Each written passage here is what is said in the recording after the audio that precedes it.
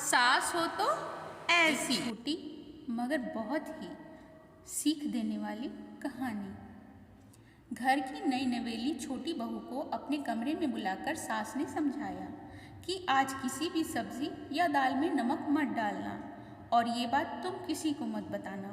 भोजन के वक्त मैं खुद सभी को बता दूंगी। सास की बात सुन छोटी बहू ने कहा, ठीक है माँ जी। फिर छोटी बहू अपनी सास के कमरे से बाहर चली गई। छोटी बहू के जाते ही उस घर की बड़ी बहू ने सास के कमरे में प्रवेश किया और बोली, माँ जी आपने आज छोटी को अपने कमरे में बुलाया, कोई खास बात थी क्या? तब सास ने कहा, डांटने के लिए बुलाया था मैंने उसे, हर रोज़ भोजन में नमक ज़्यादा डाल देती है। फिर बड़ी बहू ने कहा, आपने अच्छा किया माँ जी, उसे रसोई नहीं आती, लेकिन वो ये बात मानने को तैयार ही नहीं है।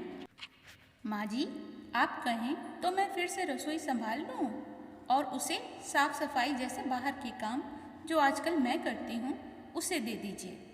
बड़ी बहू ने अपने मन की बात सास के सामने रखी। यह सुनकर सास बोली, नहीं अभी नहीं, आज भर देख लेती हूँ। यह सुन बड़ी बहू सास के कमरे से बाहर चली गई। इधर भोजन का वक्त होते ही छोटी बहू ने सभी के लिए भोजन की थाली सजा दी। भोजन का पहला निवाला मुंह में डालते ही सास मुस्कुराई और कहा, आज भोजन सचमुच बहुत स्वादिष्ट बना है। घर के सभी सदस्य भी बड़े मन से बिना कोई नमक की शिकायत किए भोजन कर रहे थे। भोजन समाप्त कर सास ने बड़ी बहू को अपने कमरे में आने का इशारा किया। सास का इशारा पाते ही बड़ी बहू झटपट कमरे में पहुंची। बहू मुझे पता है कि तुम रसोई अच्छी तरह संभाल लेती हो और तुम्हें भोजन में नमक डालने का सही अंदाज़ा भी है, लेकिन बने बनाए भोजन में दोबारा नमक मिला देने से स्वाद बिगड़ जाता है। शायद इस बात का अंदाज़ा तुम्हें नहीं है। अपनी सास की बात सुन बड़ी बहू चौंक गई और कुछ बोल न सकी, लेकिन सास ने अपनी बात पूरी की। मैंने छोटी बहू को अपने कमरे में बुलाकर आज की रसोई में नमक डालने से मना किया था, लेकिन फिर भी भोजन में नमक की मात्रा बिल्कुल सही थी। सुनते ही बड़ी बहू के पैरों तले से ज़मीन खिसक गई।